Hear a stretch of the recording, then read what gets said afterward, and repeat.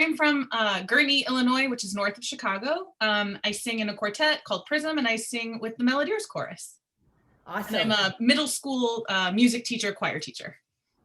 Glad to have you. Yes, and everybody's going, yay! Middle school, living through those years. Woohoo! Well, we are so thrilled to have everybody here join us, and as people jump on, we will welcome them as we go throughout. My name is Kim Wonders, and I am a retired high school and college choral director. And when I was teaching high school, I did use Barbershop with my students. I had a male Barbershop quartet for several years and had my female and my male sing Barbershop arrangements from time to time. And I also direct the Metro Nashville Chorus of Sweet Adelines here in Nashville, Tennessee. And I am Natalie Allen. I am currently a high school choral director, and I have been very lucky to actually have a barbershop group in my curriculum for the past 15 years. So I have a female barbershop group that meets every single day in class, which is great. I've also had men's groups that met either like during a, that short period sometimes they give us, or after school. So I've been lucky to do that, but I've been teaching public school for over 25 years. And I'm the choreographer for Metro Nashville Chorus. And I thought it was great when Natalie told me several years ago that they were going to allow her to have this Young Women in Harmony choir as part of her curriculum. To me, that's every choir director's dream, that you don't have to do it after school, that you could put it in part of your curriculum. And I thought it was great that her principal was okay with that and let it fly like that. Tell them what the name of your girls' choir is. They're called Harmonettes. And before that, though, I did have a boys group that didn't meet after school or before school or whatever, and they were called the Harmaniacs. So that's kind of how that all became to be. That's a cute name. So thank you all for joining again. And I know Jennifer communicated with you and asked you to share some of your greatest joys, and some of you did. And what we want to do as educators is have more joys than challenges. And right now, the challenges are winning out from time to time. I would imagine teaching in this pandemic time, which is, I know is hard, but bless you all for doing it. So thank you for sharing those joys. And we're just going to share them with you right now. Someone said, my greatest joy of being a music educator is working with students and watching their musical growth over a school year. Creating music with students fills me with absolute joy that cannot be replicated in any other part of my school day.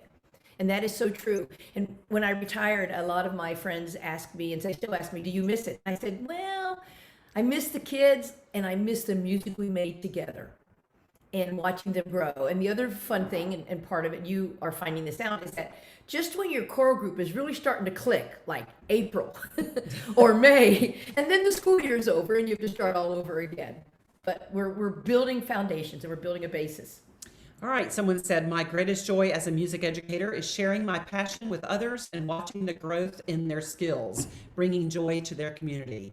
I often love when, I'm sure many of you have seen this, where you're teaching a skill and sometimes you've had that student for 2 years, maybe 3 years, maybe 4 years, and it takes sometimes the repetitive of going over something for that aha moment.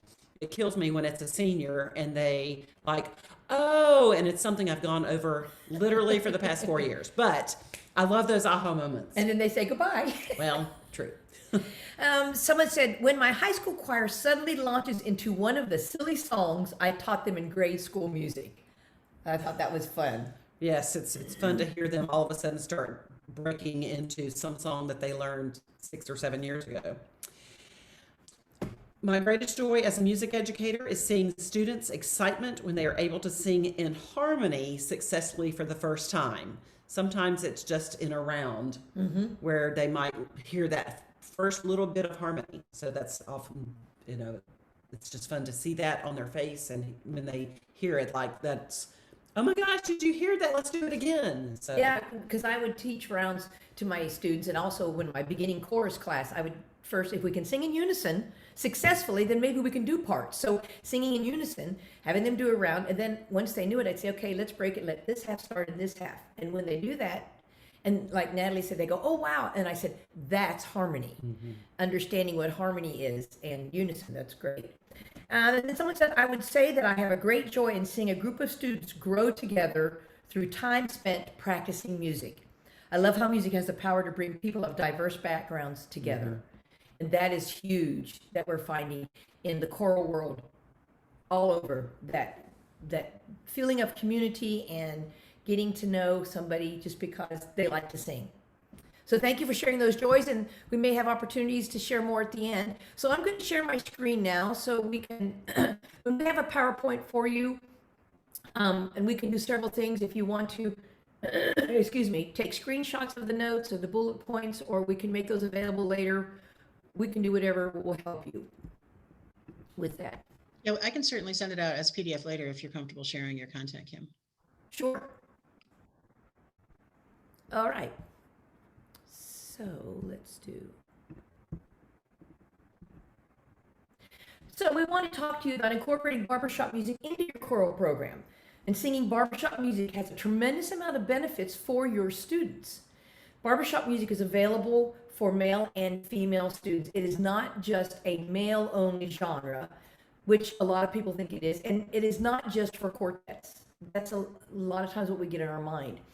And even though that's how it started, barbershop music is sung by male and female choruses all around the world. And some choruses are as small as 15, and some are as large as 150. Kim mentioned that some people think that barbershop is only for male singers. In fact, I mentioned that I have a female choral group, class in my curriculum, and one of my singers said just this week, she said, I told my teacher to come and listen to us sing, and he was like, oh, well, what are you singing? She said, well, we sing barbershop harmony, and his response was, girls sing barbershop harmony. So it's kind of, we're educating the world as we are educating our students. Many music educators have an outdated concept of barbershop music and its place in music education, as I just mentioned. Like all music styles, barbershop harmony has expanded, adapted, and evolved over time.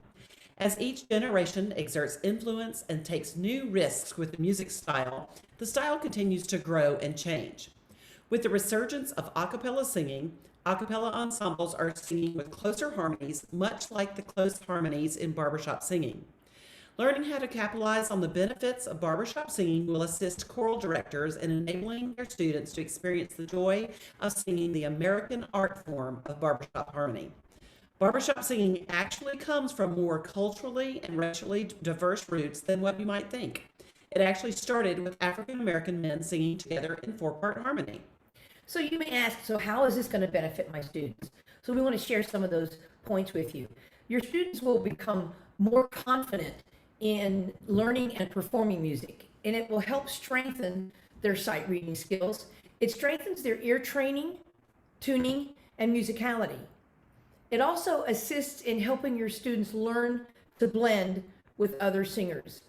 And that was one of the challenges I found, that I had a lot of students come into my choral program, and they would tell me that, well, I sing solos in church, which is great, but helping them learn to sing as an ensemble is different when you have a young person coming in and all they've sung is solos in church. Then learning to develop those listening skills is key, and barbershop helps you do that. It helps your students become more independent singers, and it promotes healthy vocal techniques and vocal production skills. As I keep coming back to my girls that I teach, just yesterday I had a quartet. Well, they weren't really a quartet yet. They didn't know they were going to be a quartet. They wanted to know if they could sing in smaller groups and then maybe tap each other out. For those of us that know what that means, where if I'm singing tenor and then I tap on that person's shoulder, then they would step in and all of a sudden start singing. Well, not everybody wanted to do it. So those 4 girls all of a sudden sang as a quartet. Their whole confidence level just shot up because it was like, oh my gosh, we did it. And they also happened to be in my mixed audition group. So in being in my barbershop group, they have become more confident singer. They've become more of a vocal leader in my group. And I think because their ear has gotten better, they obviously are better even just in the regular choral repertoire that we're doing. Developing their skills. And was it perfect, that quartet? Oh, absolutely not. Absolutely not. So I videoed it and I said, and they knew it wasn't perfect, and that was okay. But we watched it, we listened to it, and I said, let's do this again next week and see what we can make better. So I think it's something they will enjoy doing, just to see the fact that they could hear that wasn't perfect was good too. So that's usually half the battle. And that was a good experience for them. Absolutely. So how does Barbershop do all of these things for us? Well, it's excuse me, it's an a cappella art form. And we know that a cappella music is more challenging than singing music with instrumental accompaniment. Excuse me. In a cappella music, singers not only have to learn to listen to the other singers in the ensemble, to tune to them, but they will have to learn to blend with them as well. The melody line is not in the top voicing as many of us are used to. In barbershop music, both male and female voice parts are labeled similarly to the traditional male choral voice parts. Unlike choral singing, where the top voice part usually has the melody, in barbershop music, the top voice part is the harmony part. We call that part the tenor. The second voice down has a melody, and it's called the lead. The third voice down is the baritone, and the bottom voice is the bass. If you usually sing soprano 1 or tenor 1 in your choir, you will sing tenor in barbershop harmony most of the time. If you are, for instance, I sang first soprano in choir in college, but I sing lead in barbershop. My quality just happens to be a little heavier than tenor, what we would like for in the barbershop world. That tenor part in barbershop needs to be lighter quality because it is a harmony part. If you are if you are a soprano 2 or a tenor 2, you have the range of a lead. So that's where I fall into that more. If you are an alto 1 or baritone, then you will sing baritone. And if you're an alto 2 or a bass, then you will sing bass.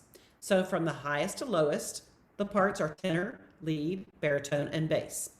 Now, although the baritone and bass part are written in the bass clef, they are sung up an octave in the female voicings. I will say, with younger voices, particularly if they've gone through elementary school, into middle school, into high school, and they've only had to read the treble clef, learning to read the bass clef often can be a challenge for many of us, if that's the only clef we have read. In the male voicings, the tenor and the lead part are written in the treble clef, but sung down an octave. And they don't tend to have as much trouble with that learning because often tenors are reading the treble and the bass clef anyway. They kind of go back and forth. Well, and also in a lot of the newest music that's being published by Sweet Adelines, they are publishing barbershop arrangements now for young women as SSAA. Mm-hmm. So that's also helping. Makes it nice for those of us in the music education world. Mm-hmm. Barbershop singing is known for its close harmonies. The chord structures are unique in this art form, with notes and chord voiced closer together. If you will look at the graphic, there we go, that on the left, where you see soprano, alto, tenor, bass, that is what most of us are familiar with, cylindrical harmony, and where the parts are more balanced evenly.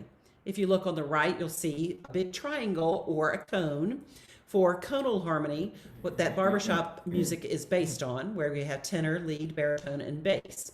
Like I just mentioned, the tenor part, you'll see less in that cone. So it's lighter quality than the lead is with the melody, baritone is the harmony part, and the bass is the foundation of that sound. It doesn't necessarily mean that the bass is louder, because we still want to hear the melody. Kim is a bass, so she can kind of address that. Yeah, it's not about volume, it's about the quality and the presence of the sound in the ensemble. And I think sometimes my students would get confused, and they think that has to do with singing louder. Not so much, it's just being more supported sound. We want more woofer in the sound. Yeah, more woofer. And I remember one of my barbershop quartets, I've been working with them, and I played them an example of the Acoustics, which is a men's barbershop quartet that won several years ago. I played an example of them for my young boys to hear them sing. And when they finished, my bass said, "Oh, so you just want us to get softer from time to time?" Because they heard the dynamics. And I said, well, it's a little bit more than that. It's artistry as well. But that's what he got out of it. It's not about who can sing the loudest. Right. So we're going to show you, here's an example of a close harmony. And this is what we call a tag. And a tag is usually the last line of a song. And in this tag, the parts are marked to the left of the stave, tenor, lead, baritone, and bass. And as you can see, this starts on a unison note. In the second measure, the baritone and bass parts move down a whole step, which creates an interval of a second with the lead. And intervals of seconds are very common and a big characteristic of barbershop music. This tag is written for and sung by females. It is in the key of B flat, and that is the note that's played at the beginning. So let's give it a listen.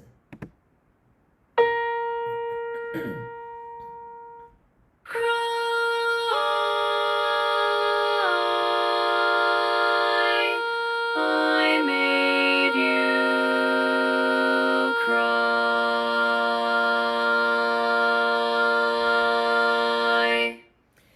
So I hope you like that. Now, in the third measure, even though it was not indicated in the music, the three parts, the harmony parts, held the word you. And this is using the technique in barbershop that's called rubato. And that's another characteristic of barbershop that we will expound on. So let's listen to it again so you can pay closer attention to that.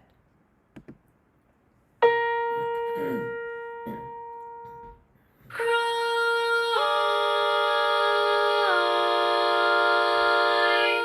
I made you cry.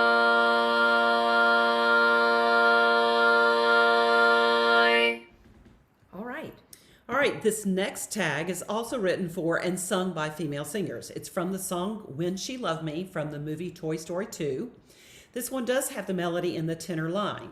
Now, we mentioned that lead usually has the melody, but every now and then the melody is put in the tenor line, occasionally in the baritone line, and sometimes in the bass part. Every now and then the bass will get a melody. That's true, mainly in the lead part, but in this case, you'll hear the melody in the tenor line. This is in the key of G, and that is the note played, but the tenor actually starts on the fourth, the C. Let's listen.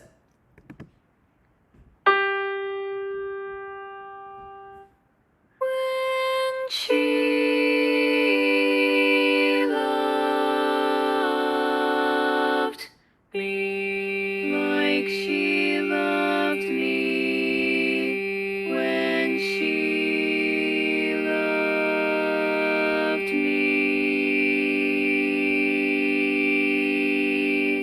I do love that tag. Well, and the kids love singing it. The young people, they love singing this They tag. do, and mainly because they're familiar with it. In measure 2, we see the interval of a second, first with the tenor and lead, and then with the tenor and lead again, and also with the baritone and bass. So there's a lot of seconds flying around in this one. There are a couple more second intervals between the tenor and lead in measure 3 and 4. Let's listen again for those seconds. And what we like about the seconds, and we talked about the close harmonies in barbershop, the seconds and then the seventh chords, they create that tension and release that we love that sound of in music. So yes, listen to it again. When she loved me like she loved me. When she loved me.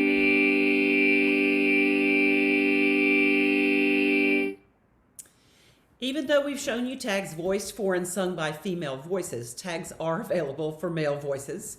You can get a collection of classic tags from the Barbershop Harmony Society. And again, we're going to refer to those organizations and give you information about those organizations later on. So continuing with the benefits of singing barbershop music and adding it to your choral program, tuning is a big benefit. The close harmonies in barbershop music are more intricate than most other choral music. And singing barbershop helps your students develop a better ear for fine tuning and intonation, and that can be applied to other types of choral music. Another benefit is healthy vocal technique. When singing, emphasis is on a healthy vocal approach, including never vocalizing beyond your comfortably produced range, using vibrato appropriate to the style of music you're performing, and using all registers and colors of your voice with proper vocal technique and production.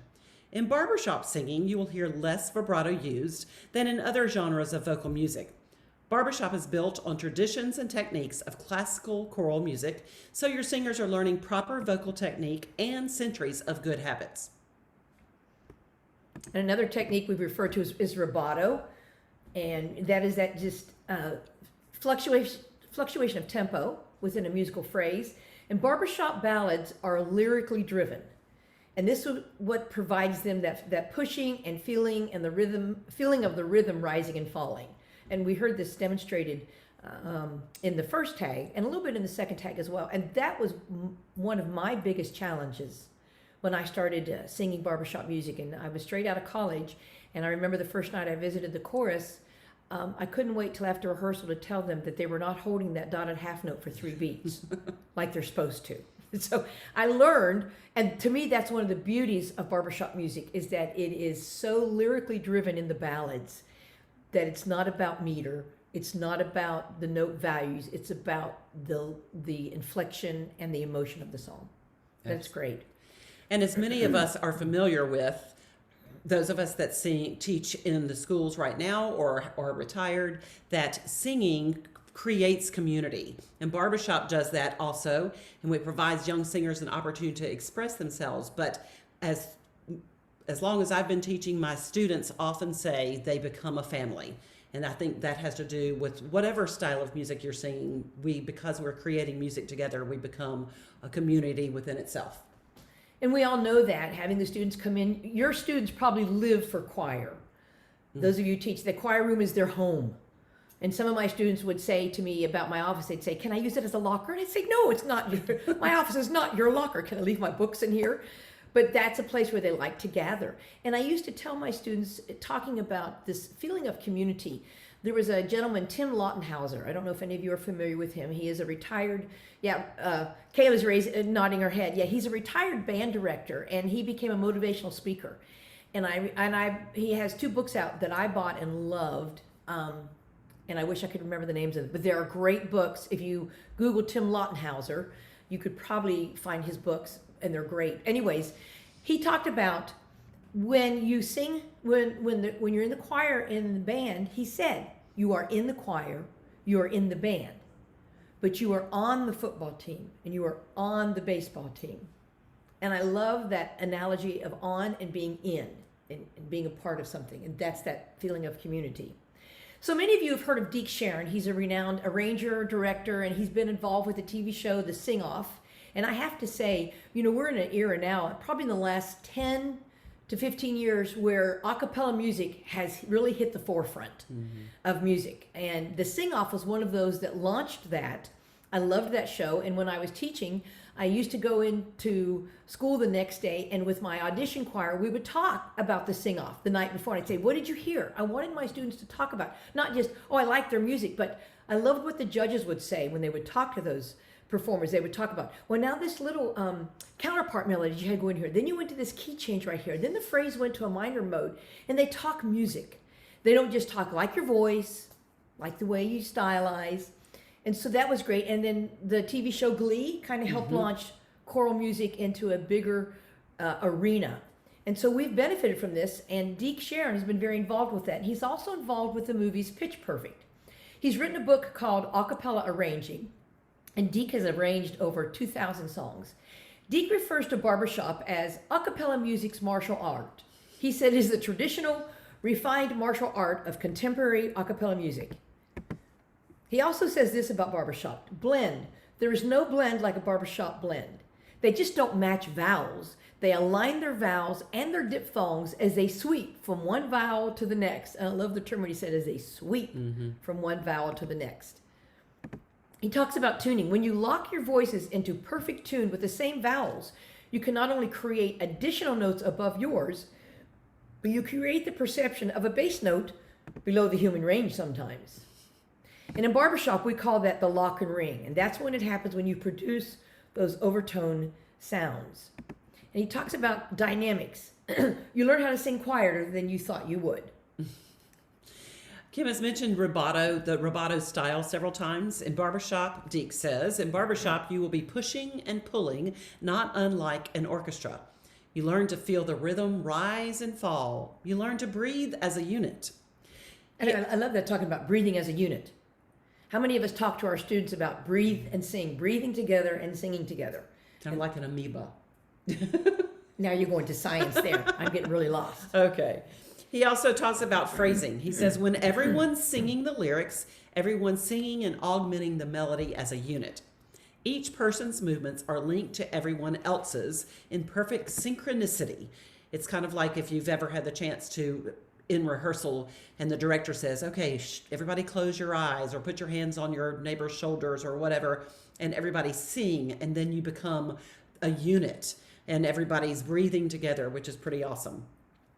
He talks about performance. He says, every measure is a litany of rhythmic changes, rapidly aligning chords, juxtaposed dynamics. That is all delivered with a larger-than-life performing style that will push you to be present in every moment.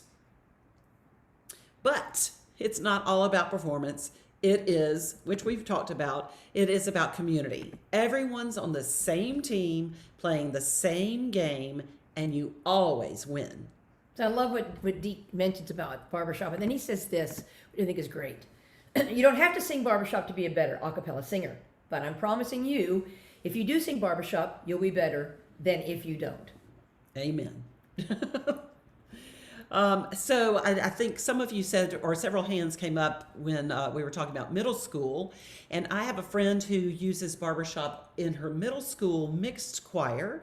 She uses the SSAA arrangements because those voicings fit the middle school. So those male middle school singers don't go maybe probably as low as when they're in high school. So by using the SSAA arrangements, she's helping them to be successful. So they can sing that alto 2 part, the bass or the baritone in middle school can sing that part without having to go too low. So she's starting that barbershop feed, if you will, pretty young in middle school. Well, and before their male voices have changed, they're being exposed to it. Until the day one young man walks in and goes, "Hello, Mrs. Smith." True.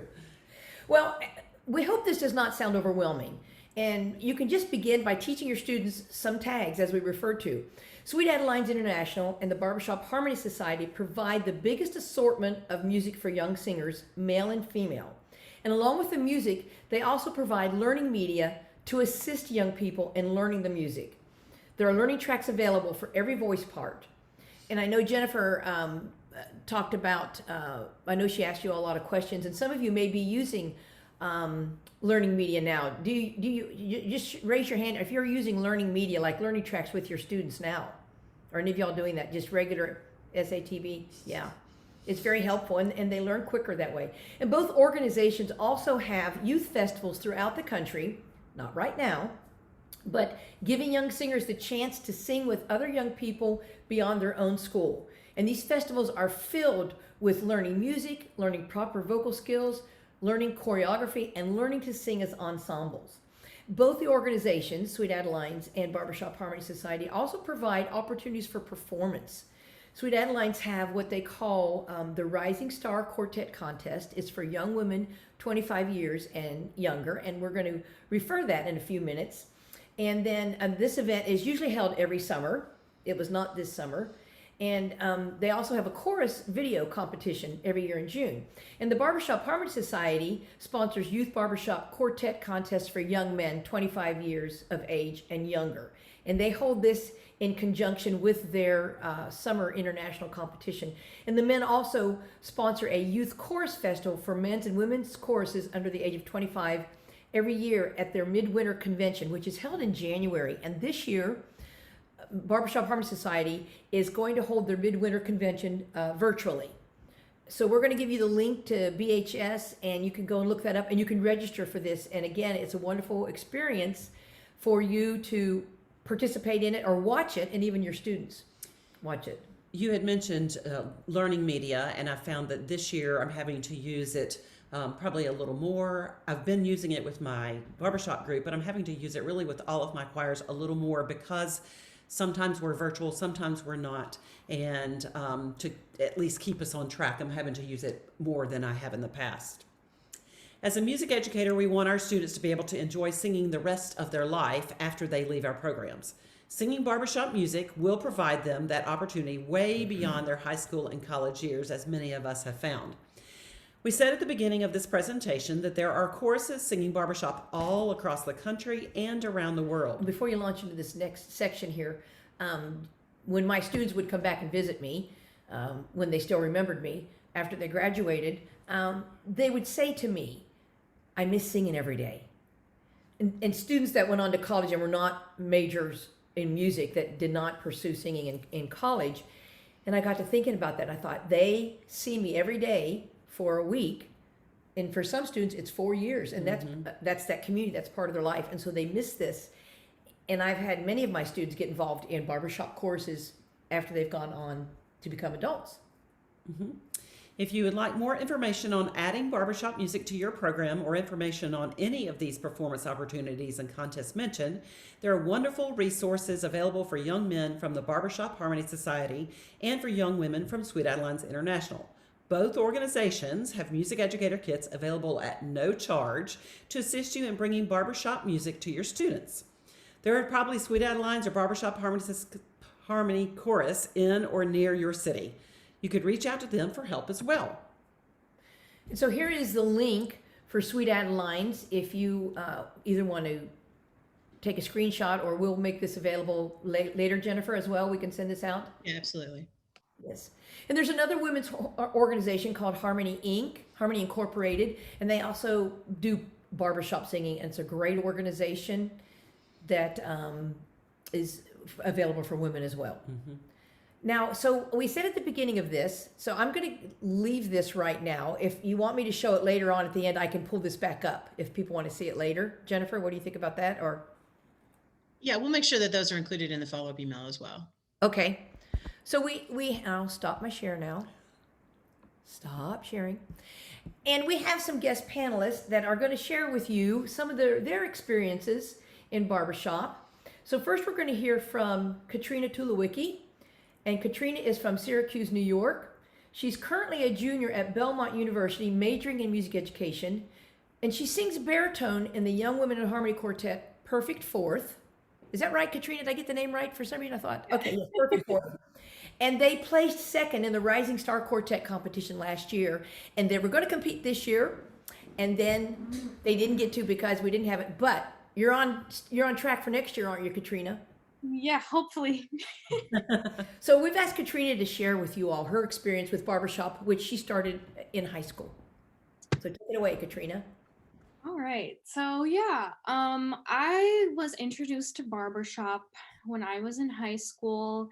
My high school chorus teacher was the amazing Sky Harris, and she has done so much for, barbershop education all over. So I was so lucky to have her as my teacher, and we have every year like an a cappella barbershop festival, like a one-day festival at school. And one year I just decided to do it on a whim, and the rest is history, I guess. I started singing in my quartet about 3 years ago. And we had a young women's chorus actually that went to midwinter. And so that was super fun. And that was my first barbershop contest when I was a junior in high school. And I just remember looking and seeing all the quartets and choruses up on stage and being like, wow, like I need to do that for the rest of my life.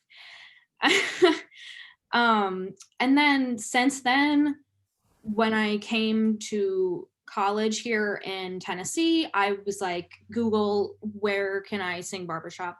And then I found Metro Nashville Chorus, and I've been there ever since. I'm on the music team now.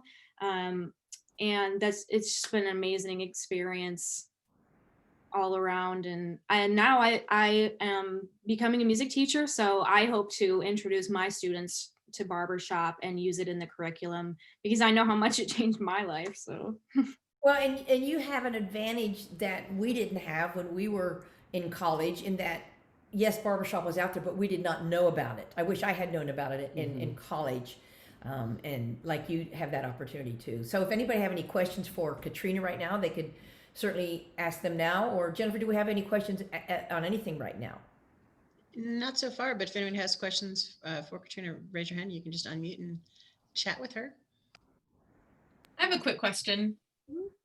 How is it talking to your professors at a university level about barbershop? What are their impressions of barbershop? Are they are they telling you this is a great idea? When I graduated college a few years ago, I'll say, they were not incredibly supportive, especially like my sorry, it's too early in the morning. It's not even, but my voice teacher, my choral director, I was in madrigals and stuff. They weren't really supportive of barbershop music at the university level. So I'm just wondering about your experience.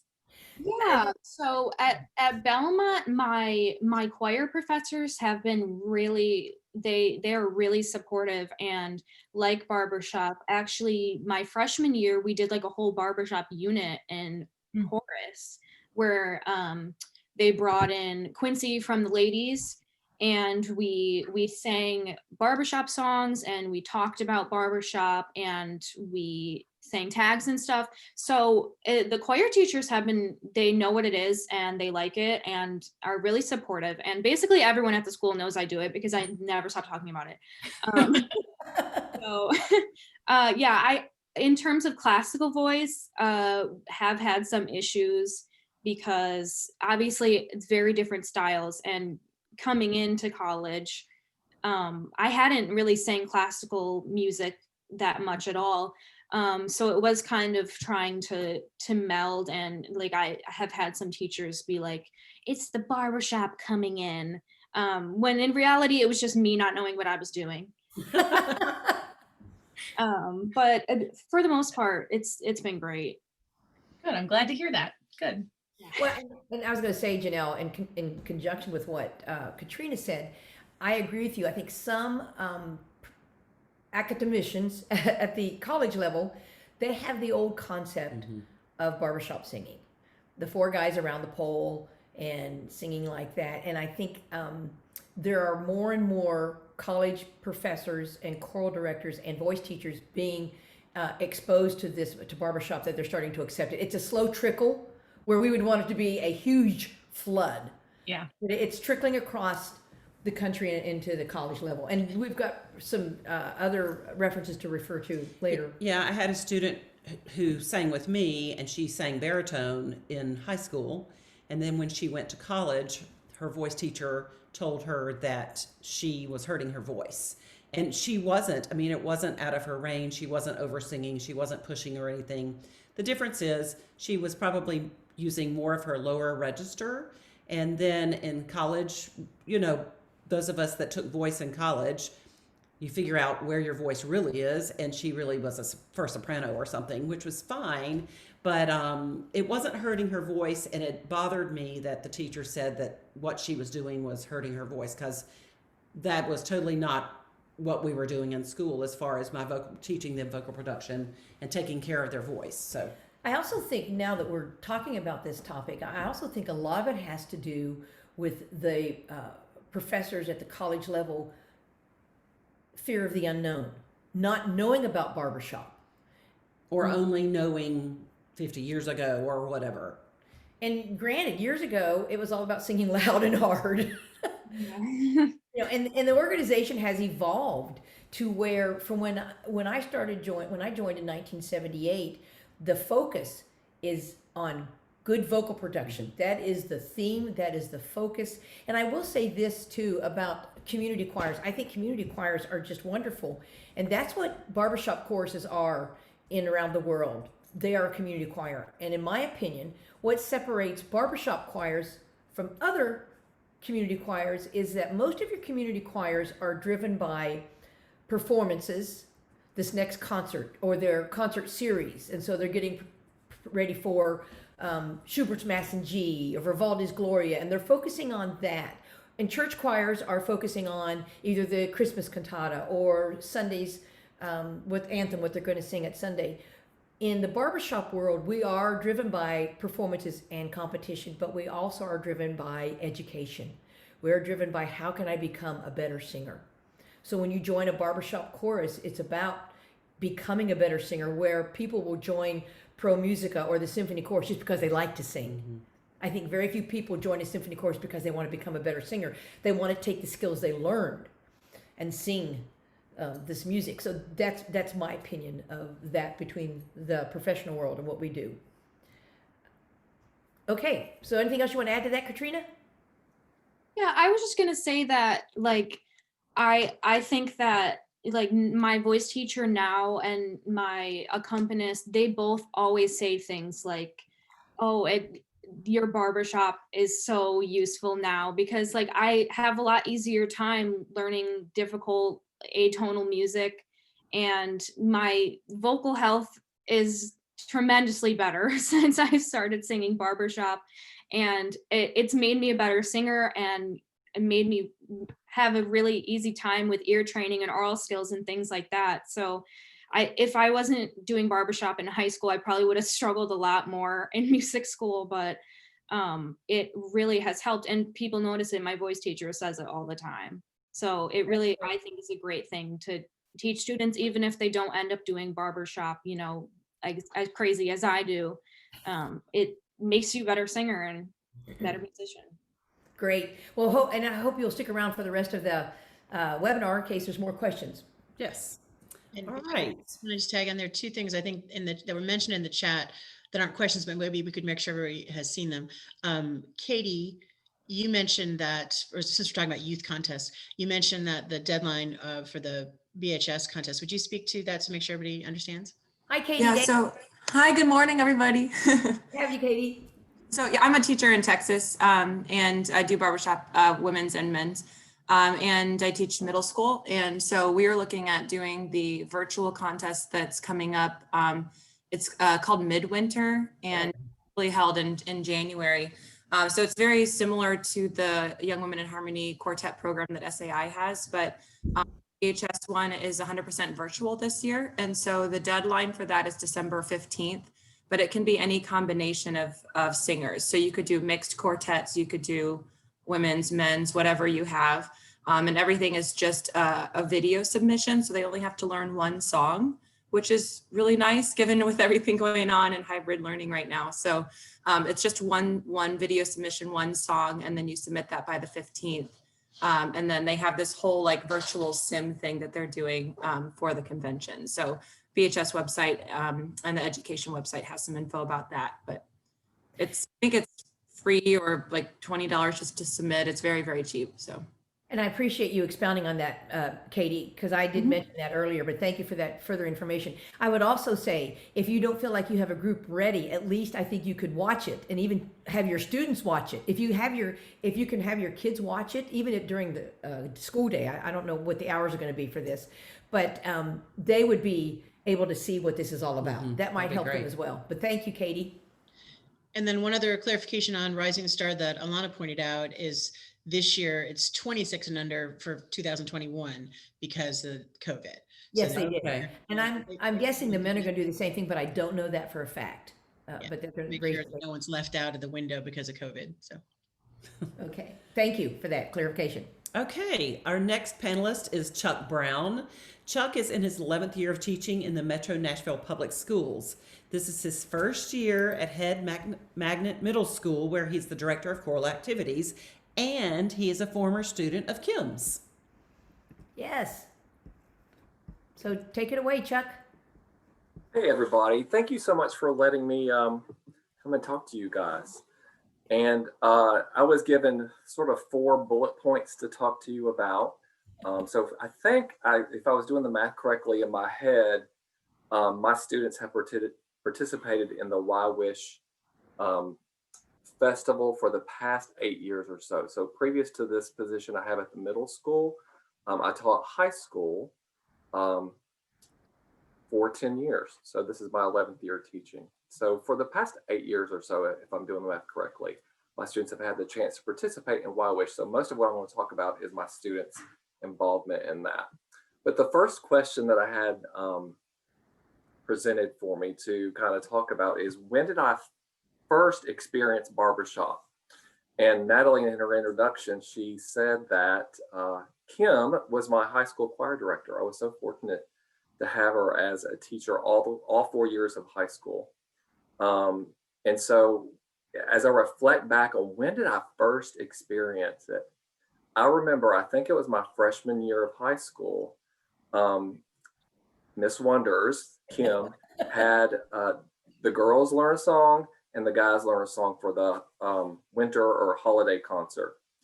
And I remember being in the auditorium and she rehearsed it separately, and the girls were up on the stage and they started singing this version of Winter Wonderland.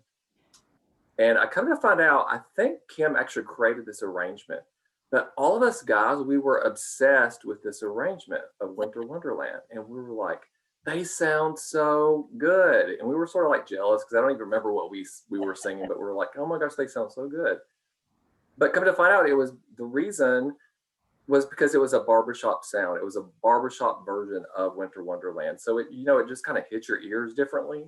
And so that was like my first experience of like, oh, I really like the way that sounds. That really just sounds fantastic. And am I correct, Kim? Did you create that arrangement of that particular? Yeah, I did that arrangement, and it wasn't barbershop, but it had close. I created this. Yeah. Yeah. Okay. Gotcha. So let's see. So actually, through being in high school, I was able to witness Kim take part in and direct the Sweet Out of Lines Chorus, the Metro Nashville Chorus. There was one year that we did a performance together, a joint performance, where it was the select choir from school, as well as the Metro Nashville Chorus. I remember it was called Bach to Barbershop. So like her high school, talk about double duty. You were working hard those days. And now you realize it. She directed the high school chorus and the Sweet Adelines chorus in one concert. And it was, I think it was called Bach to Barbershop. So we sang a Bach piece. And, obviously they did barbershop. That's just one thing that sort of resonated with me. I was also involved in a quartet. She put together a quartet that I was involved in. I sang in baritone in that. And I do remember a moment when she took us to the men's choir, and we were just like put in with, those singers with, the adult men's choir, so that we could kind of experience that. And another thing, and it's funny how all these things come just kind of flooding back as you reflect, but she let me have a cassette tape that, I was just digging into my interest of barbershop, and she gave me a cassette tape. And I think it was one of those like contest winners or something like that. And it shows my age too when I say cassette tape, right? But it had a song called Smile. It's that Charlie Chaplin, Nat King Cole. And I was sort of obsessed with the tag at the end of that particular song on that cassette tape. And I played it over and over. And again, it just hit my ear in a different way.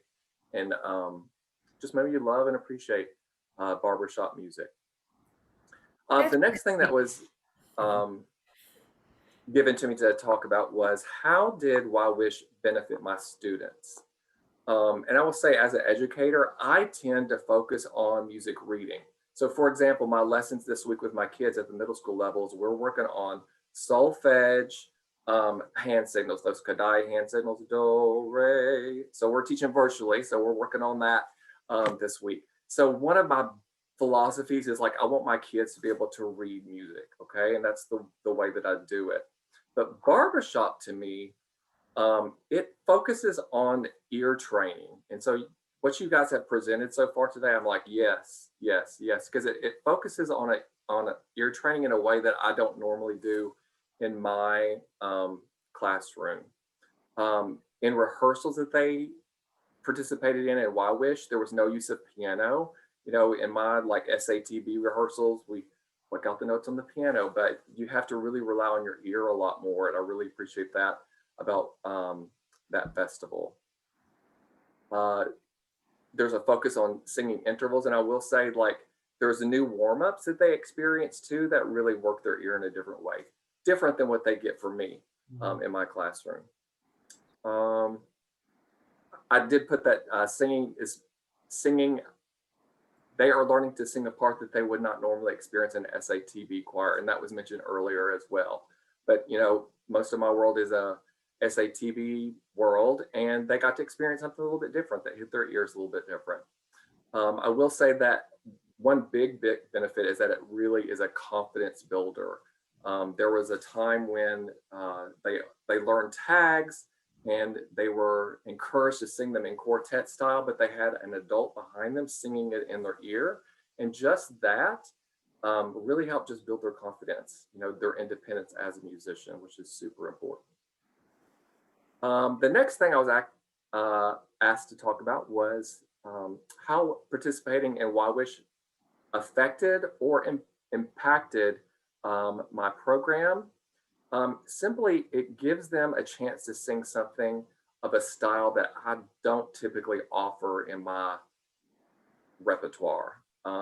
It's a genre that we don't have the capacity to do really on our own as much. And so it just gives them an opportunity to participate in a new style and genre. And then the last thing was, what do students share? What do they tell me after they've attended YWISH? And this was like an easy breezy thing, because like every year they would come back and say, that was a whole lot better than I thought it was going to be. And I always like, I told you so. So that first year, so at both of those high schools that I was at, the first year was always the hardest because they don't know what to expect. But then after they've been through it a year, then I would offer up somebody that could recruit sort of the next group. Okay, they've experienced it. They know how fun it is. So I could get them to talk to the next group. I had a girl at my previous high school. Her name was Hermie. She was my cheerleader, right? She was the person that rallied the troops and got them excited about the next year. And also it helped her develop sort of a leadership style and role within that. And I do want to leave by saying this, because both of my high schools I was at a predominantly Black community. And one of their hesitations, I think, of participating in it is that they don't know anything about it, and they just don't really get buy-in to it. But I will say one of the wonderful things about Metro Nashville Chorus is there is diversity, and that was mentioned earlier too. So my students got to see themselves up there on the stage. And I think that's super important, especially at this time, is to make sure that, they're able to see themselves in that. And some of the quartets that they witnessed and loved were diverse. And so I think that was super important. So, and they didn't share that with me directly, but it's something that I witnessed and that I saw. And I think that's important to them, especially from where I was and where I taught. And that's it. That's all. Thanks, Chuck. That's great. I don't know if anybody has any questions for Chuck. Jennifer, anybody pop in anything there? Nothing in the chat, but if you have a question, raise your hand. I'm just going to ask Chuck, because you just switched to middle school, how's it going? I love my new school. It's just great administration. I love the kids. Oh my gosh, fifth graders. I want to I could be like, your favorite color is brown. And they're like, I love brown. They just like will eat, out of the palm of your hand. Whereas, high schoolers, they're a little bit, there's a little bit more of a wall, I guess. But I love it. I love it so far. And I've just taught virtually. I have not even seen them face to face. So it has its challenges, but I'm loving it so far. Thank you for asking. I can't wait for you to see your kids face to face. I mean, that's going to be so fun for you. Oh, yeah, they're awesome. Hey, Chuck, I actually have a question. You mentioned about the heavy preponderance of Black students in your student bodies. Prior to the YWISH Festival, or in general, did you give them additional background in the evolution of barbershop singing and kind of how it evolved, so that they had some context of the roots of it? A little bit. And I feel like through the materials that were sent to me about YWISH, it did include that. And so in sort of our preparation, not to a great extent, to be in full disclosure and to be honest, but a little bit. But you guys do a great job of educating them through that during the actual festival itself as well. You give them the context and the background information. Well, thanks. Thanks, Chuck, so much. And hope you stick around for the rest of it. Yeah, for sure. And our last guest panelist is Tessa Walker. And Tessa is from Atlanta, Georgia, but she now lives in Rockville, Maryland. And she's in her second year as the choral director at Seneca High School. Tessa also sings lead in a young women in harmony quartet called Hot Pursuit, and they are the current Rising Star Quartet champion in Sweet Adelines. Yay! So Tessa, take it away. Yeah, really quick, we're not current. Duly Noted is the most recent. Oh, that's right. Rising Star. We're 2018, and technically we aged out. Oh, So I'm the only member who's still 25. I'm 25, so I'm in my last year. Everyone else has aged out. But we are the current Queens of Harmony Inc. We won the international contest. congratulations on that. Thank you. But yes, duly noted. We were there with Kat, so that was fun. Yeah. So thank you for having me. I grew up in Atlanta my whole existence, and then when I got out of college and looked for a job, I only applied to places outside of Georgia, and so I'm wound up in Maryland. And yeah, so I have my own little bullet points that I was given to kind of mention, but I was first exposed similarly to Katrina. I was exposed in high school. I was 14 years old, a freshman, when I was exposed, and I kind of found it serendipitously. I had, unfortunately, a very abusive choir teacher who taught me great lessons and everything not to do as a human being, a teacher, an educator, a chorus musician, which happens, unfortunately. But the one thing she did right is she advertised a Young Women in Harmony workshop that Song of Atlanta, which is the chapter, big Straight Lines chapter in the area, was putting on at our neighbor school 5 minutes away. And I actually went because they were having a guest performance, it was the Atlanta Girls Choir was going to be their guest that evening. And I was searching for another choir because I wanted to quit. But I knew I couldn't survive without music. So I said, I'm going to go to this workshop, see if I like the girls choir, and then maybe I'll join. That'll be that. But I went and did Barbershop and had an amazing day learning 2 Barbershop songs, young women songs, for the first time in my whole life. Met amazing people. I had Debbie Cleveland was the director that year, and Last Minute Quartet was the teaching quartet. So I was like right in with everyone amazing at that time. And I had a wonderful day. The show was that evening. The Atlanta Girls Choir went on stage in their floor-length black gowns with no smiles and performed their pieces beautifully. And I was like, great, that doesn't interest me at all. So now I'm screwed. And then Song of Atlanta performed. And I was sitting next to my mother when they were performing, and the lights were out, and the lights came on, and they were wearing red sequins jumpsuits, and they sang their tune-up chord. And before they had finished their first line, I turned to my mother and I said, quote, I want to do this for the rest of my life. And I am. So it was a wonderful thing. I walked up to a Song of Atlanta member that evening and said, when do you have rehearsal? And she ended up being the woman that drove me to rehearsal for my first year and a half. I joined 3 months later and was in that chorus on and off for almost a decade. So that's kind of my next thing is I stayed connected because I was part of that chorus. I was in quartets on and off. Anytime that college brought me away from Song of Atlanta just because I needed to focus on studies, I still had my quartets, and they're still my family. So I visited and went to shows. You know, they never leave you. It was like having 100 aunts, grandmas, moms, sisters, like they're in for life. So it was a wonderful piece of my existence. And I wouldn't be kind of where I am without that part. I went to study music education in college. I had a bad experience with a vocal coach and quit because of it. I was told I would fail voice stat class if I continued to sing Barbershop. And so I said, no, thank you, because this art form saved my life and you don't have the power to tell me to stop. So I quit and became a history education major for 3 years. And then right as I was about to go into student teaching, I re-examined my life and said, I really miss music education. And so I reapplied to a school, not the same one, even though the choir directors tried to get me to stay. The person that was your voice teacher is leaving. And I was like, nope. So I changed schools, and I specifically asked every single voice instructor that I had a mock audition with what their feelings were on Barbershop, how they felt about it.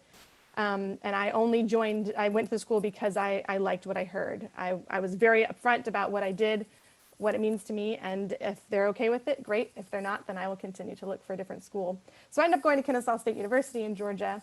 They were very supportive. It was a crazy different environment. I'll never forget wearing a medal that Song of Atlanta got in one of our contests in college to school, and my voice teacher posted on our voice page, everyone say congrats to Tessa, her chorus got whatever we got in contest. And I just remember thinking like, why is this so hard for some teachers? Like, this is great. This is what it should be. Thank you so much.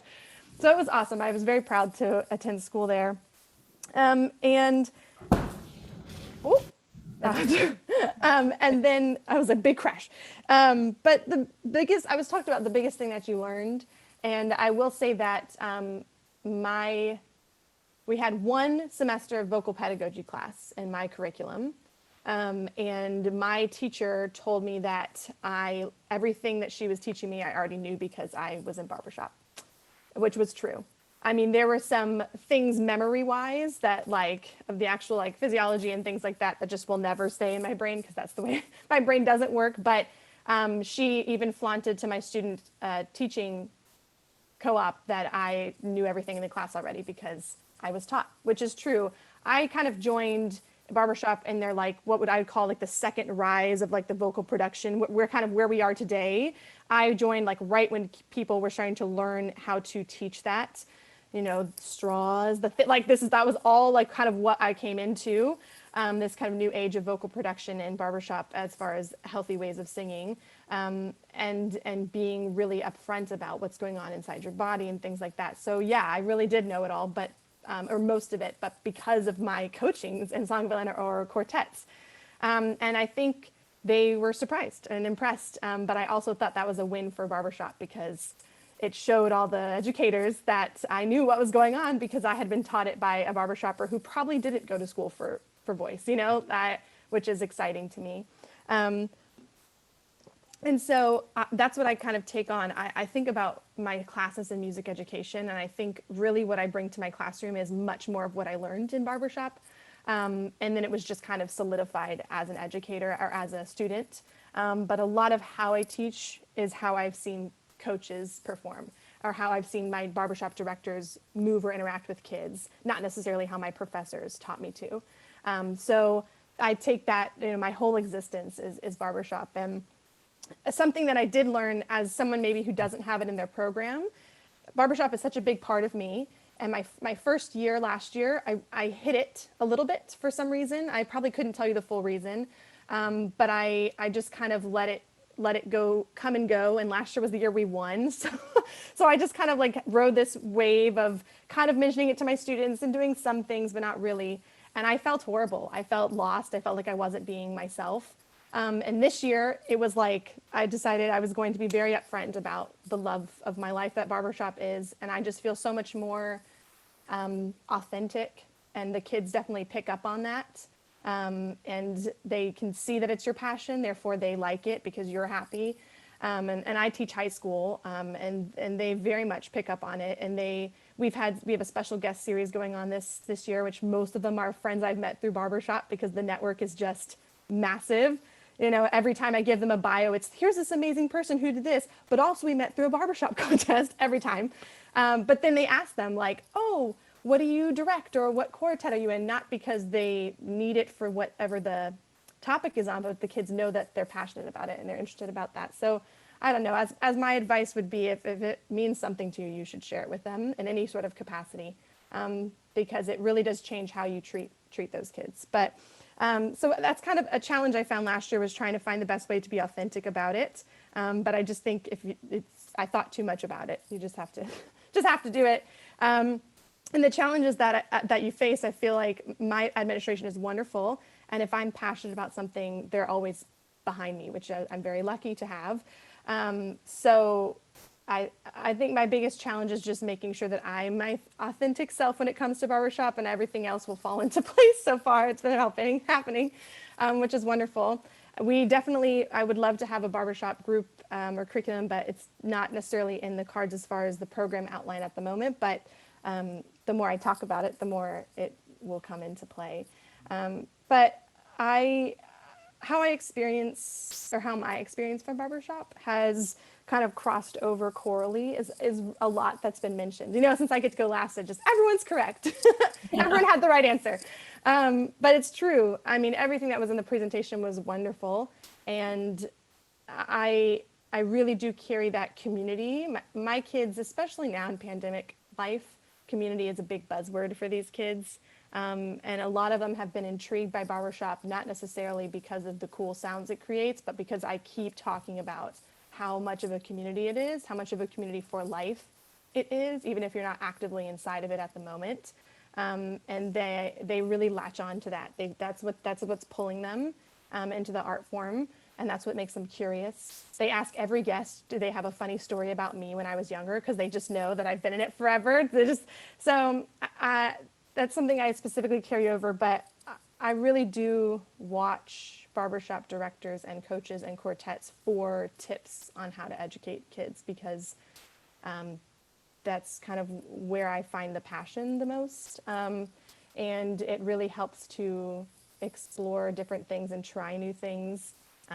So yeah, kind of my little spiel. I have a couple questions for you, Tessa, and there may be other questions too, but are you teaching virtually only right now?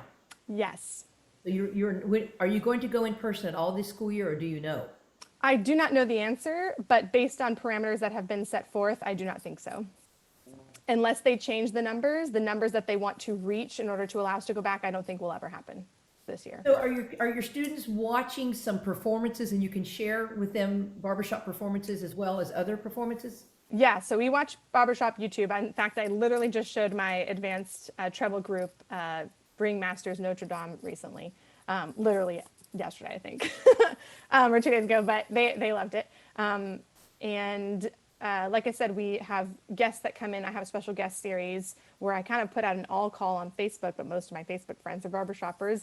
And I said, if you have anything you're willing to talk to students about musically or otherwise, I have people coming in to talk about how to have hard conversations, or, just different things that could benefit them, which, I take advantage of the fact that we're an elective curriculum, and I can twist things a little bit to allow them to have a safe space and learn different things. But most of them have all been barbershoppers, so they'll talk about their experience in that and who they are and what they do.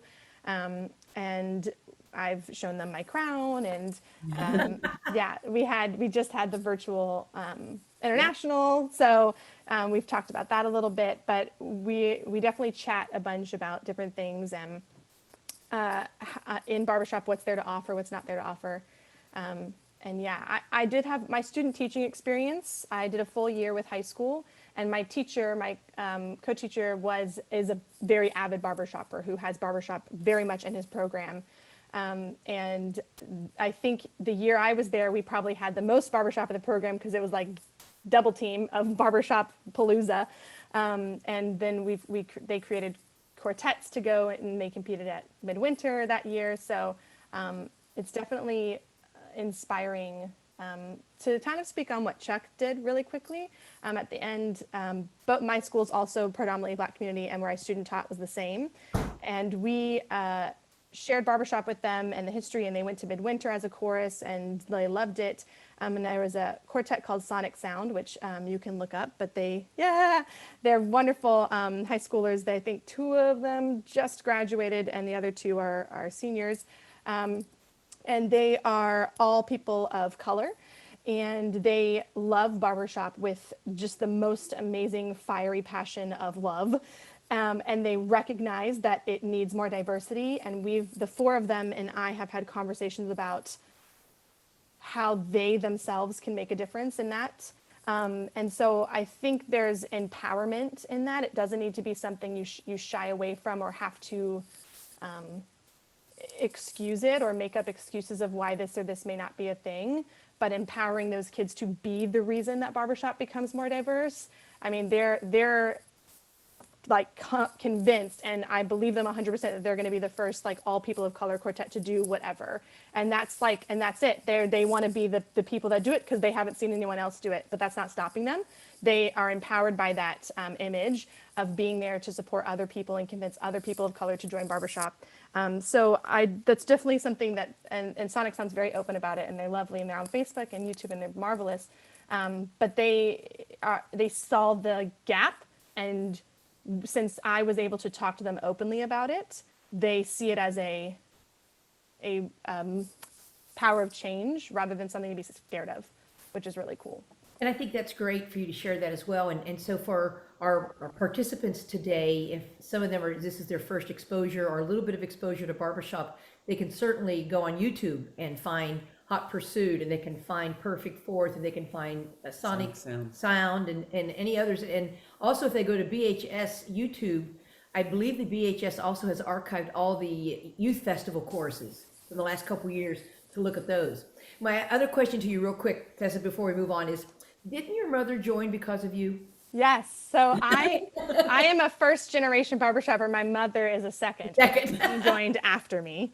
Yes. Yep. I'm first generation. She probably joined 2 or 3 years after I did. She was very big about wanting it to be my thing. She thought if she joined, it would take away from that. But once I got old enough to for sure have my own place in it, whether she was there or not, the other women in the chorus begged her, because she would drive me every week. She'd sit there and watch almost every time, at least once a month. And the other women convinced her that she just had to join the Rises, and she did. She's still on the board of Song of Atlanta, and she's like, does all the things. She's great. She's on the front row. Great. That's great. Well, thank you, Tessa and Katrina and Chuck, and please hang around. There might be more questions. I did want to address a couple things. I know that Jennifer asked if anybody had questions on the front end, and some of the questions that I hope we were able to answer.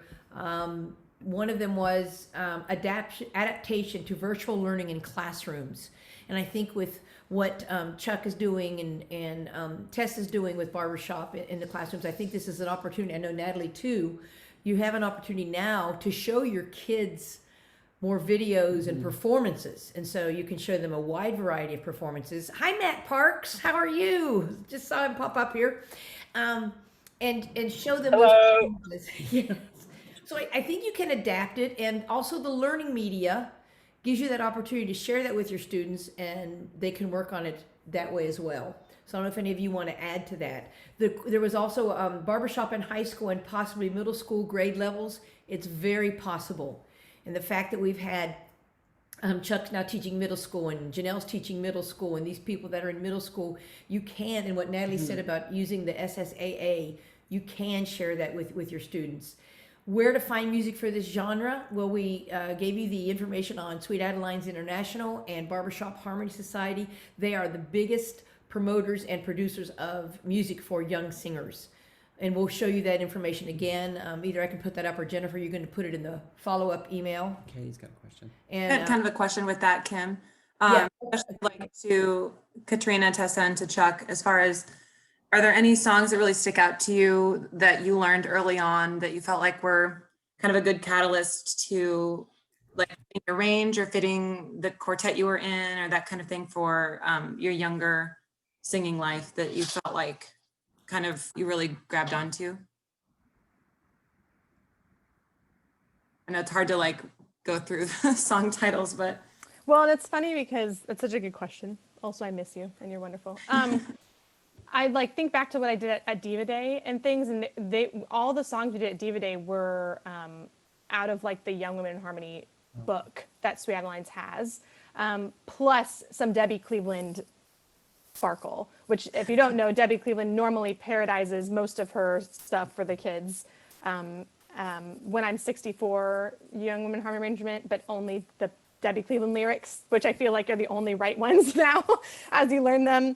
And she has a bunch, and I don't know if Debbie Cleveland is well known in this group or not for some people, but we should, she's a wonderful music educator in Florida, and she's an avid barbershopper, and she has tons of resources just because she clinics a ton of things, and she creates a lot of parodizing and learning tracks for young women. So I don't know if we can get her email, which I know she'd be fine with, to pass out, but she is a good resource for that stuff. But Sweet Adelines has a lot of her stuff. At HU and the Young Women, we did a parody of Breaking Up is Hard, but it was Waking Up is Hard to That was fun. do. Yeah. So a lot of it is changing things a little bit tongue in cheek to what they're familiar with. I think now kids are a lot more empowered, so to give them the right to parodize their own things or have them create what the idea of the song. Middle schoolers could definitely do it too, with maybe some structure of what we're going for, but having the kids create the parody of the lyrics will make them more involved, because I think now in our generation, at least in high school, if I showed them the Young Women in Harmony book, they'd find a lot of it cheesy, which is fair. But to give them the power of changing the words to something they care about will definitely make that more exciting to them, I think. And Debbie is at Gaither High School in Florida. If you want to look them up on YouTube, she's got excellent choirs too that participate in youth festivals. So that'd be a good thing. And I know the kids like Lean on Me. I was going to say, Lean on Me is always, I've done it several times, and there's something about that song. And I guess it's because they might have seen it in a movie, they might have heard it on the radio, kind of doubt it, but it's always a fun song, and they'll sing it in the parking lot, and you know, so. And then did they like Locomotion? Yeah, in fact, my girls last year, we learned, Kokomo, there we go. And they love Kokomo, and it's not a new song, but they love that song. So My kids loved You Got a Friend in Me. They did. Yeah. because they're familiar with it, that helps too. Exactly. Yeah, I think it helps when if it's something they've seen in a movie or that they know the melody or the words to. It kind of grabs them. Seems like Sway was one you did a lot, Natalie, too. Huh? Sway. Oh, Sway. Yeah. Yeah. That's Yeah. just because it's fun. And I'll just throw out there the Marsha's Wicker arrangement of One Fine Day. Like anytime I bring that out, and that's something that's totally accessible for middle school girls. If you have middle school girls that can sing a low G, like hands down, every time I bring that out, my kids are like, this is awesome. Oh my gosh, we can do that. Maybe. I have a question to kind of go along with that.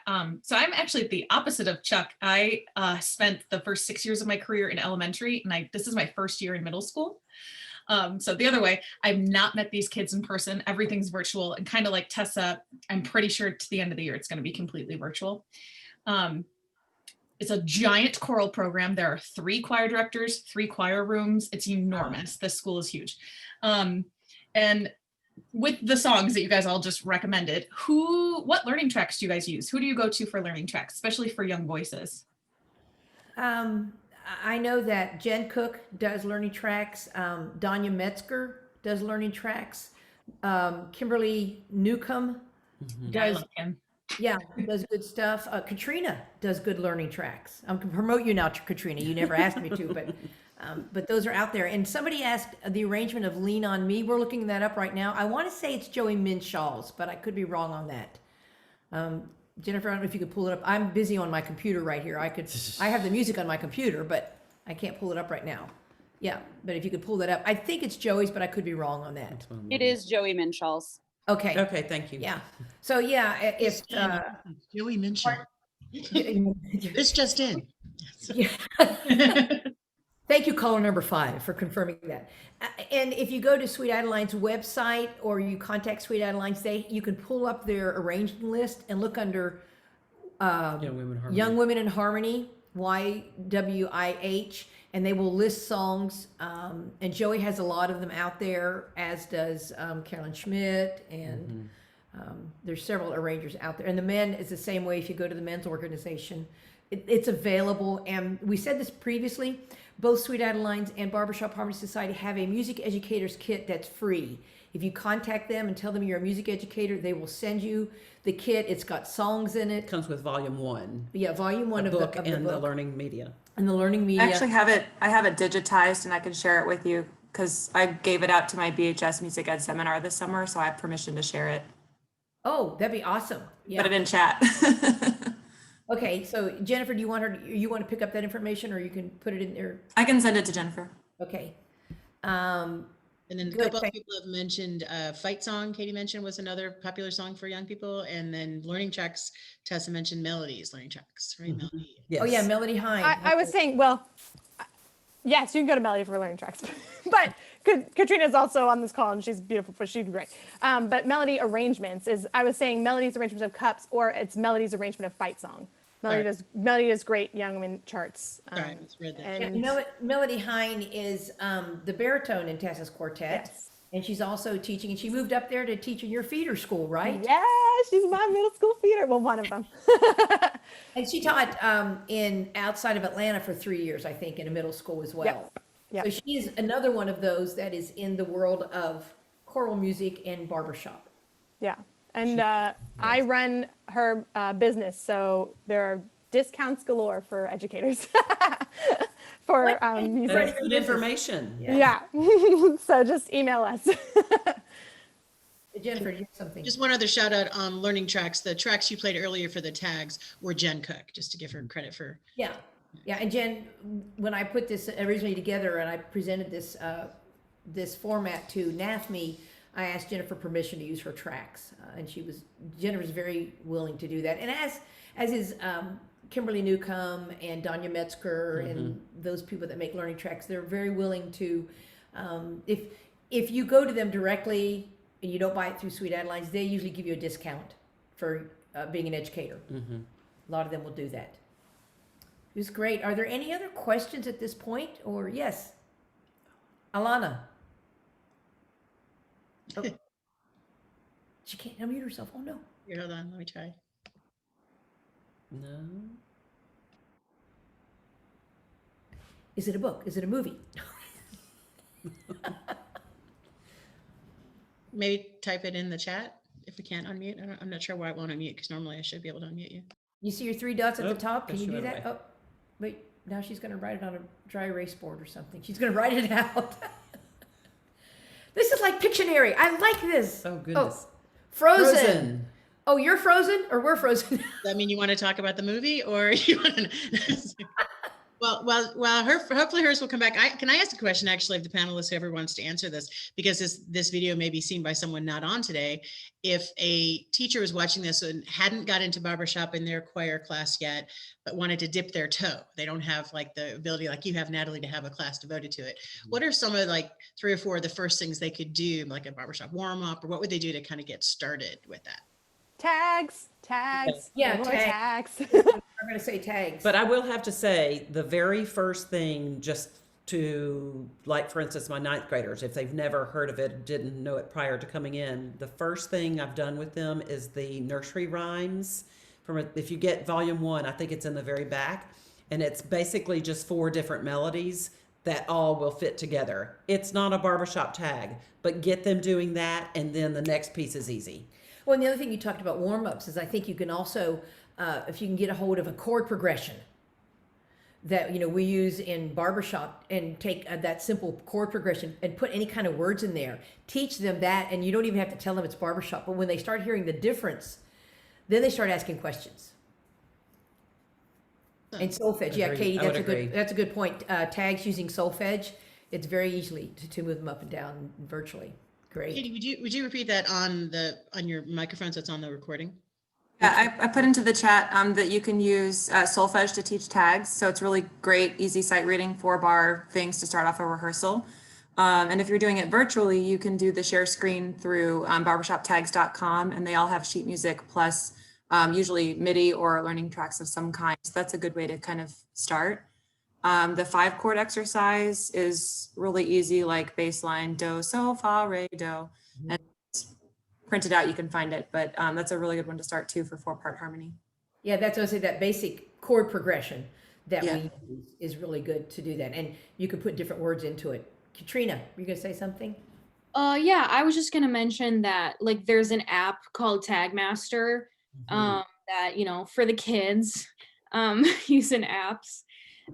It basically just has like millions of tags, and same thing like sheet music, learning tracks, and it's really easy to just be like, okay, we're gonna sing this, and like everyone finds it. And then I think too, some of this is the first exposure might be for them to hear it. like a video or an Like audio. video, yeah, or an audio. Of course, years ago I was just playing my kids' audios, but now that all these videos are out there, I think that's a great thing for them to see, especially what we refer to these young quartets out there and young festival choruses. That'd be Well, great. speaking of young choruses, there's a question that came in the chat. Does anyone want to share how to start a community young women in harmony, or the equivalent, if chorus? Does anyone have any thoughts on that? Katrina, go ahead. Obviously, like I haven't started one, but I was a part of one that we basically just like formed from people in the school and like in the community. We found from local a cappella camps, people who had gone to those, and we basically just said, like, when's the best time we can rehearse. We rehearsed like 1 day a week for a couple hours. We did really easy songs, and it for a while it was mostly just like community and singing tags together, super simple, not a lot of time commitment. And then we ended up going to compete at Midwinter, which was a really great experience. But I think there's so many accessible young women in harmony, young people in harmony arrangements that you can find. And I guess just finding the people who are interested, the people in the choir who are like, oh, can we do more? People who are interested in doing something after school. And it really doesn't take that much time, especially if you send them the learning tracks and everything. And they just listen to it and learn it, and you come and just have fun and sing tags and then see where it goes. That's good. Thank you, Katrina. Now, Alana, did we answer your question, or you still haven't? Are you unfrozen? Yeah, my computer decided to do an update right at that very moment. Sorry about that. I had to log back in on my cell phone. So I'm not officially a music educator. I'm the Region 16 Young Women in Harmony coordinator. So what I wanted to find out is how to get Barbershop into the curriculum. Would you go to to the music educators, like the teachers themselves, and get them interested, or would you kind of more go to the board and try to get it right onto the curriculum? Like, how does that work? Well, I think Tessa's got an answer. I would go through the teachers personally, and also you got to get the teachers hooked. You got to get the teachers in believing what it is to get into the schools. It's hard, and I'll tell you, I taught in Nashville public schools for 31 years, and it is hard to get into the public schools because they're all about all state and other things. Yeah. And so it's hard to get into that barrier. Tessa, what were you going to say? Yeah, so we do not like emails, and we get tons of them. And a lot of times what regions, because it's the only way really to communicate with us, they'll either mail, which is, in my opinion, worse, or email us these long-winded like explanations of what they need from us, and you're not going to get us. You're going to get us, because we already know what it is, but you're not going to get us. And so my biggest advice, and Melody feels the same way, is emailing something really short and sweet, like, hey, I'm a barbershop community, we want to bring in a quartet to your class to just teach them about the art form. Let me know when it's available, because one, it's a day where we get to watch the kids be taught. And two, it's going right into action. And once you come to meet with us, then once we receive the big, hey, we've got this big, long 1 day, workshop email, we'll be more likely to read it and to want to put the effort in to create a field trip.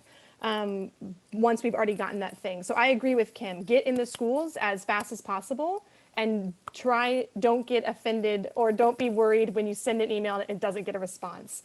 But I think the shorter, the sweeter, the more like I want to be with the kids, teach them about something, teaching you about the art form first, and then working up to the next step of come to our workshop for a day is the way that it's been successful that I've seen before, and how I feel other teachers would react. I completely agree with that. And I want to reiterate that part about bringing in quartet in. I know over the years we tried to schedule that, and I don't think we ever made it happen, but I think that would be the perfect thing to let the teachers see what you're doing, but also get the kids hooked immediately. They'll get hooked immediately if they were just able to hear a quartet come in. And I think that's a great point, Chuck and Tessa both, because if you can get a decent quartet to go into a school, and I've taken one recently from my chorus to high school in Clarksville, and no, middle school, and we taught them a tag, taught them just something to sing, and getting them hooked is great. The other thing is also approaching these teachers, and when we're up and performing again, offering them free tickets to your shows. Let them come and see. I mean, it's no money out of you to say, here, we want to give you and your students 50 tickets or whatever, to get them to come and let them see. So giving out things like, because teachers love free things. We love free things. And that's that's another avenue I would do when you're up and performing, is approach local high schools and say one of two things. Offer them tickets, and also say, hey, can your choir come and sing in our show? Let their choir do 10 minutes. And so it's an exchange kind of thing like that too. Yes, great. Anybody else? Well, I was going to say something that I kind of just recently put into the forefront of my brain that we think about and don't say out loud, but quartets are more accessible for our young kids, not choruses. Yeah. They don't have the money, the time, the research to join necessarily, and we don't have the awesome curriculum always that like Natalie may have or work towards. So quartets are really accessible though. It's so much easier to get 4 people that love to sing or a VLQ, a very large quartet together in schools. So bringing in a quartet and talking from that avenue will get a lot more kids hooked to the art form instead of being like, here's a chorus that meets Tuesday, hope you can come. Right. Well, and the other thing is the whole drive behind Sweet Adeline's Young Women in Harmony, and I've always said this, it's not recruitment, it's planting seeds right now.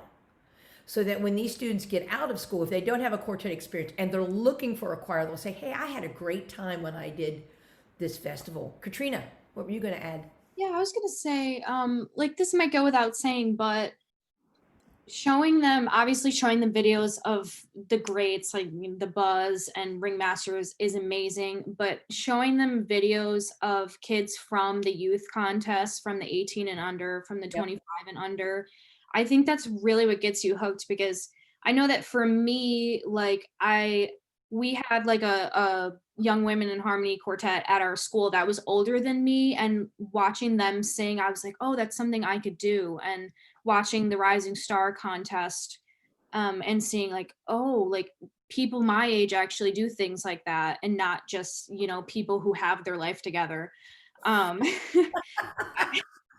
don't know if you guys do, but I think that is so powerful too, because it's easy to see ringmasters and be like, wow, that's amazing, but be like, oh, I could never do that. But watching videos of Sonic Sound, just they're amazing, and it makes you feel like, oh, like I could do that too. That's a great point, because today's youth is all about immediate gratification and showing them a young quartet where they could say, oh, I could do that. Great, thank you very much. Anybody else have anything they'd like to? I know we're out of time, but we're not going to be unplugged. Yes, Becca. Oh, there we go. So yeah, I would definitely advocate, if you can, to get a live barbershop in the school. I had the opportunity to do that last year with my college group that was a barbershop course. We did a tour around Denver. And also, when you do that, make sure that if you're in the group or whatever, that you have that energy, because we had two separate groups touring. We had like a madrigal type of group, and they were, very professional and not smiling. And then there's us, the crazy barbershop girls, with our weird expressions and moving all the time. And kids love it. They love the energy. So just make sure that when you get in the school that you have that energy, even though it's exhausting. Because the kids eat it up, and that's what'll get them hooked. I had a lot of kids asking me like, wow, like when did you start? I'm like, this is literally my first time ever singing. They're like, what? So just having the energy is really important. That's great, Becca, thank you. Natalie, I think one of your students said this when you were talking to them about your chorus, your adult chorus. Oh. And they said, well, yeah, so it sounds like it's show choir for adults. So that's kind of what it is. It is. Yes. Any other questions or comments at this point? Somebody did, I got at the last minute, Jennifer shared with me, somebody shared their greatest joy, so I want to go ahead and share this. And this person said, I am not a professional educator in a school, but have worked with youth in church bell choirs. Seeing the joy on their faces when they learn and master a new technique, or when they successfully make music together and perform for their family and friends, brings me great joy. And that's not only true with bell choir, it's true with any art form. Seeing the joy of those students getting it. And she goes on, or they go on to say, knowing that I had the privilege in a small role to teach and inspire the musical journeys of these children who went on to ring in the youth handbell choir and eventually the adult choir, was very humbling. Yes, Jennifer. Matt had his hand up. Oh, Matt. I did.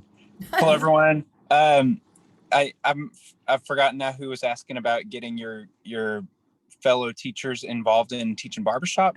One thing that's really helpful for younger students, high schoolers included, is when they get excited about barbershop, having a way of doing it. They don't always see learning tracks, and they don't always see ways to figure it out on their own. So they'll ask their teacher. And one way to get your teachers involved in it is to talk to them about tuning. When my kids did the tag of the week, we did it as a tuning exercise, and we'd nail every chord and get it all locked in, and then they'd kind of use it as a chance to perform for each other and put it on TikTok or whatever they're doing. Those crazy kids these days. But that was the way I'd get other teachers interested in it is, hey, listen to how my students sing at festival when they tune this classical song. They sing that well in tune because of Barbershop that we're doing in class.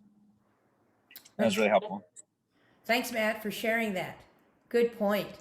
Thank you. Anybody else have something they'd like to share? Any questions in our closing time together? Well, thank you all. Thank you, Jennifer Palis, for setting this up. She's a member of Metro Nashville Chorus and is just a whiz when it comes to these kind of things. Thank you for attending. And it's good to see so many friends that I know and some new friends now that I'm making. And if you have any questions following up, Jennifer, they can contact you. And Jennifer, when you send out information, you can include my email and Natalie's email. Yes. There might be questions along the way. We're all about helping each other out. That's Yeah, where I'll be sending out a follow-up with all the things we talked about, the PDF of Kim's slides. Katie has shared some wonderful things that BHS has approved that we can share, as well as the links. And I might do like a 2-question survey just to get your feedback. This has been recorded so that others can watch it. So if you have other friends or colleagues who weren't able to come today, we'll get you that link as well, so we can let them have that opportunity to learn from it as well. So thank you all for participating. Thank you, everyone. Thank you so much. We so appreciate it. And Great job. thank you. See you soon somewhere, sometime. And in between, ring that chord. That's right. Bye, everybody. Have a great weekend. Bye. Bye. Thank you, Kim. Thank you, Natalie. You're welcome. You're welcome.